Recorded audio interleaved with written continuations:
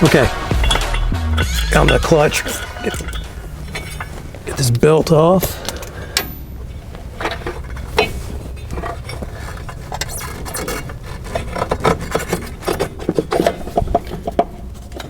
Remove the primary.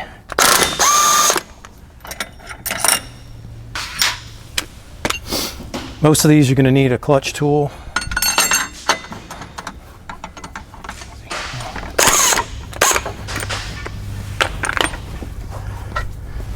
Oh, they never come off that easy.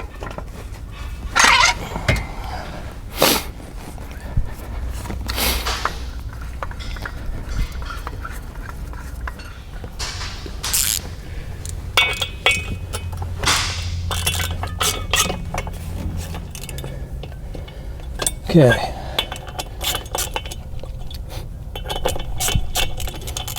I had to use a regular bolt because I couldn't find the tool to remove the belt.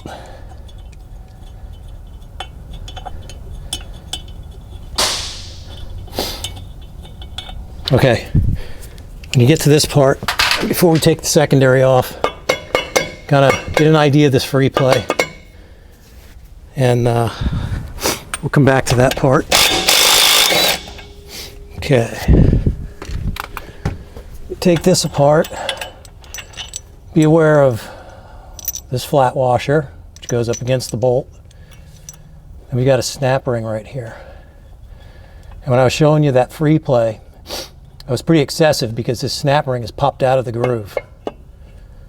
So that's something you want to be careful. We've also got something we'll cover that snap ring with. We're actually going to remove it when we reassemble the clutch with a spacer kit that we made. Okay, so that's where the snap ring was. This is where it should have been in the groove.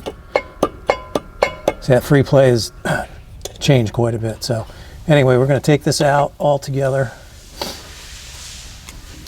You got this cupped washer, kind of goes with the snap ring, and another flat washer that we're going to reuse in our kit. So for now, just pull this apart.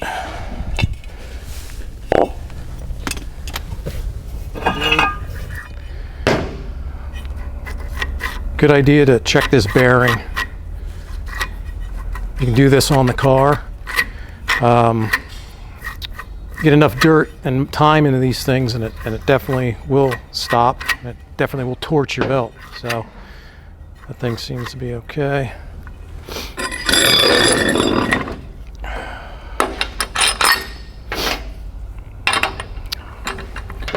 Okay, really don't have to compress this. We're just going to hold it.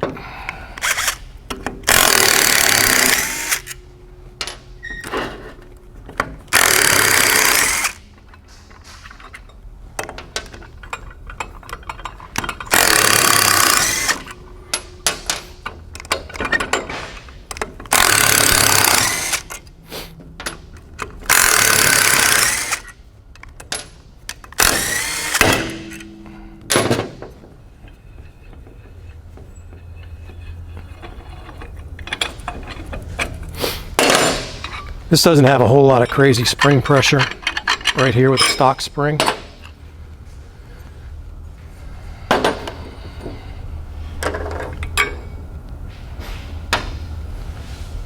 All right, so when you're in here, a few things you want to look at. These stainless collars. Make sure they're not broken or cracked or damaged from a belt that got that came apart previously. These plastic, there's some kind of plastic or aluminum. These collars here can get damaged also. So this one looks pretty good. I don't see anything broken in it. Okay, we're going to change out the arms, DynoJet arms. We've got a sheet. Pretty much gives you tire sizes and what you intend to do, and where to place the magnets, how many magnets. Here it shows you basically left to right. Start here, end there. So here it kind of gives you a breakdown of what what one magnet can do, add or subtract RPM. So basically, I'm just going to go with this chart. This car's got 32-inch tall tires on it. So do 13100. So I've already set these two arms up. Got what we need here. Just wanted to. These magnets are pretty strong, and we do have a sheet that you need to read about the polarity of the magnet, which does make a huge difference. Personally, I don't know how you could get these in backwards, but I think people have, and we've seen a couple instances where they've been tossed out. So anyway, so basically start the heel. This gets one magnet.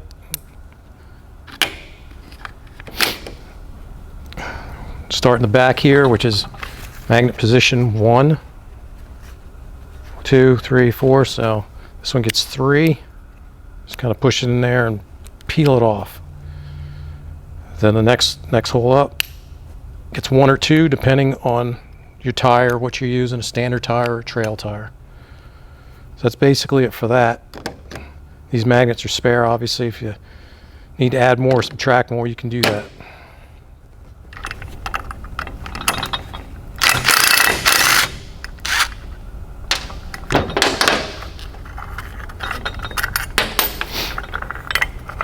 Okay, so basically, just bolt out. There's your old arm. Set it to the side. Let's take a look at the bolt. Shouldn't be a bunch of wear marks on it. If there is, you're going to want to replace it. I mean, this car's got some miles on it, so that's pretty good. DynoJet arm. Back in.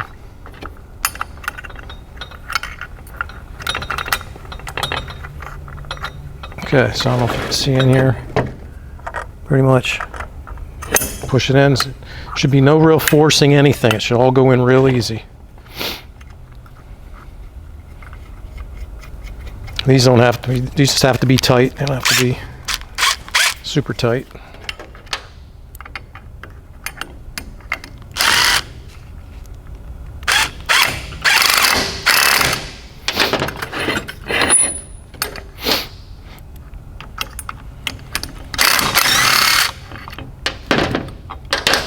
Again, same thing. The bolt. Take the old arm out.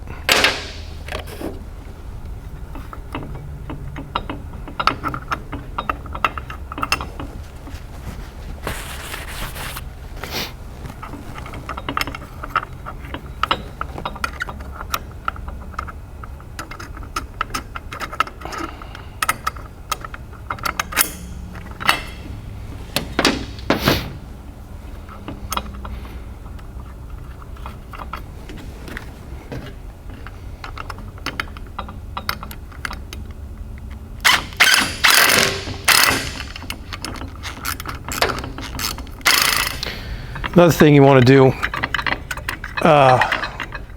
if your car's got any time on it, you want to make sure this isn't gouged, or reach up and there's rollers inside here. I don't know if you can see them in the picture. You want to make sure those rollers haven't flattened out. I don't think turbo cars are too bad. Normally aspirated cars are pretty bad for it. So this one feels real good.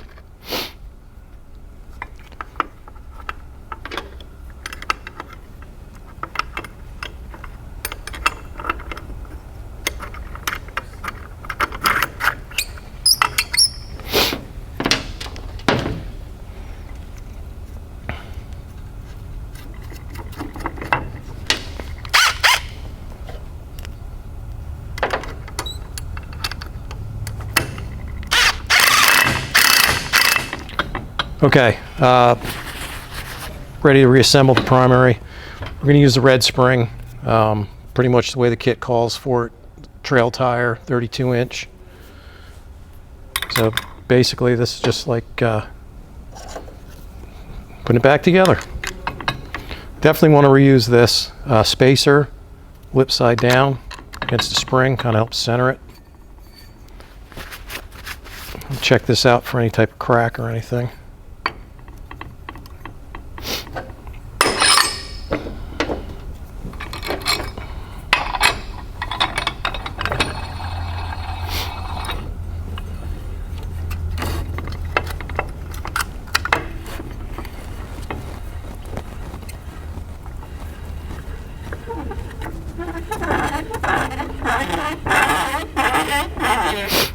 Yeah, just have to get it down close enough, start the bolts.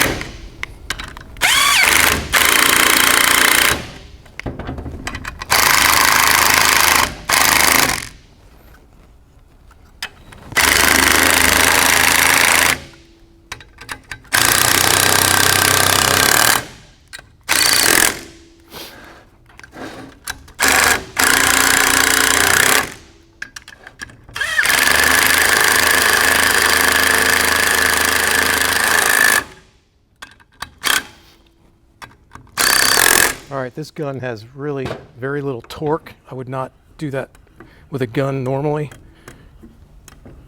You're going to want to torque that to about, I think they're 18 foot-pounds in the manual. Actually, I take that back, they're not 18. We're like 6 or 8.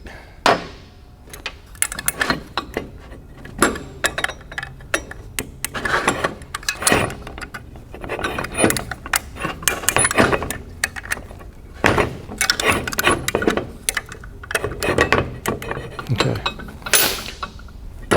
It's pretty much the primary is together. This car has definitely lost a belt or two in its time. Things you need to look for: clean out all this kind of stuff. This is no good. Anytime a belt gets thrown on one of these cars, you really need to go through all this area, clean this out, even if it means taking all these buttons out, which we'll do, but definitely be aware of that. Anyway, so get to this.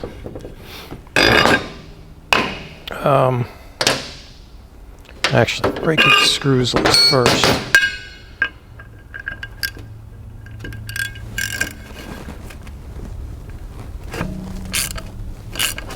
These are our Torx heads, so you want to make sure you got it in there good and tight. Don't strip them out. We do reuse these. If you do it too many times, you want to think about just getting some new ones. Okay, so you don't want to go too much further before you compress it.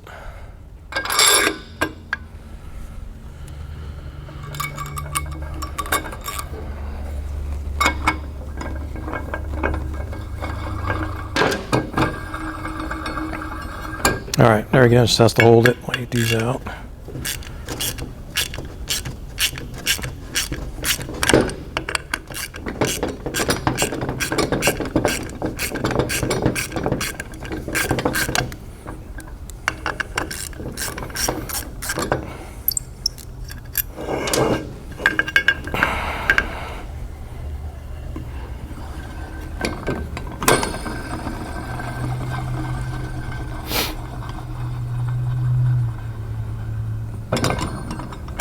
All right.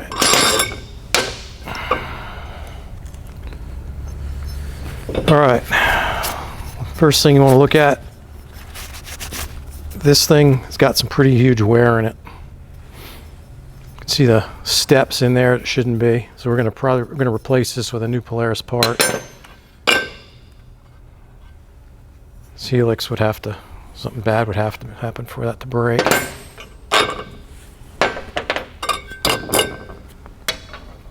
So, okay, you can see all the belt pieces that have gone through this thing, probably more than once. The other thing, when we look at these buttons here, these are kind of a plastic nylon button. The wear on that is pretty harsh. This car's definitely seen a lot of trail time. So, we're going to also replace these, clean this whole setup up, and get it back together. Together we go. All right, so this is a bearing support, or actually a secondary bearing support, and it's pretty worn out. So on this car, we're going to replace with the new unit from Polaris, with the new bushing. And you can see quite a bit of difference there. So, back together.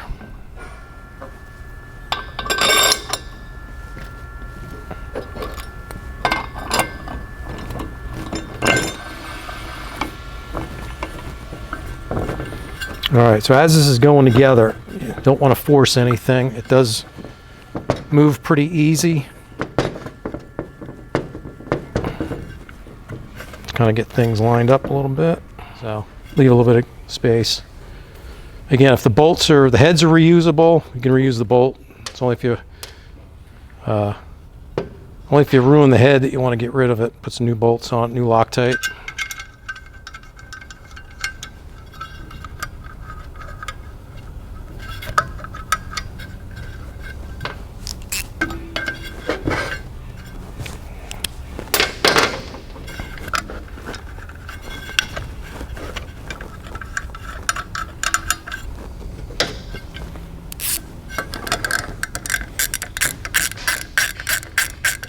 Let's just get everything started.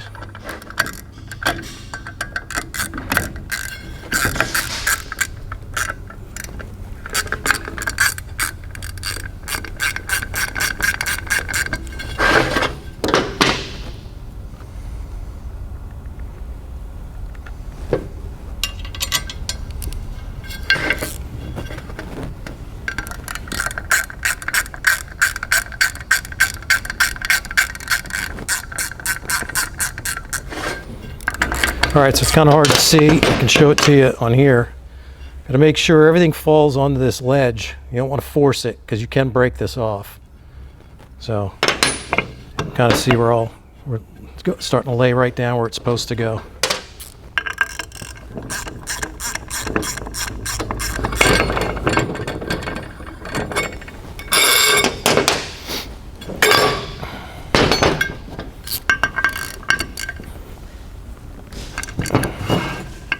And these bolts, just get them tight. You don't have to break the heads off or break up your tool tight. They just need to be down and tight. Okay. All right. Now, if you look in the hole, you can see that the helix isn't quite centered. It does move around. So sometimes what we'll do is we can take this on the car and just kind of set it on the car and work it around. It doesn't matter either way, or just put the primary, secondary together and slide it on. When we took this apart, I was showing you the amount of free play and the problems we have with the snap ring that goes on here. So we've got this kit that gives you basically three adjustment washers that eliminates the snap ring. So we won't be using the snap ring or the snap ring spacer. We will be using, obviously, the bolt and one washer still. So install a washer and put one of these spacers. We're going to use number 2, kind of middle of the road. Put that on and run the bolt with the washer onto it. And I'm just going to give it a little shot for tight. Then we're going to check the free play. So we've got free play. That's what we want. But we don't want excessive free play because that does change the way the belt rides up into the sheave, which does affect affect belt life and the way the clutch engages. So we're going to go with the number 2 washer. If you've had either washer, if you use 1 or 3, they're cut differently, so you can expect to get more or less free play out of that. But we're going to go with 2 on this kit.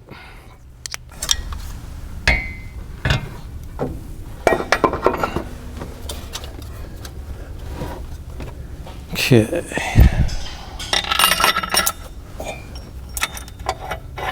All right, so we're gonna just reinstall primary, wind her up.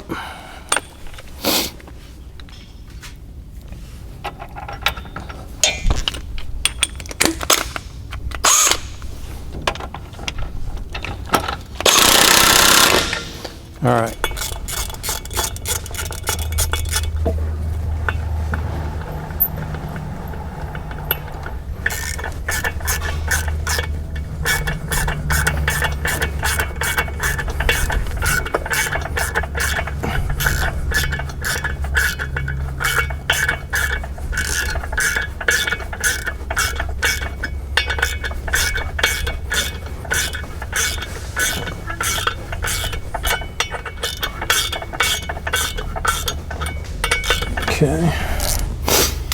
See, new belt on, name out, or actually, I want to be able to read the name.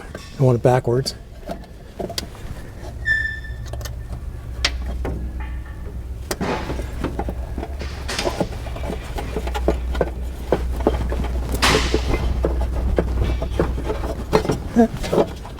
Crazy.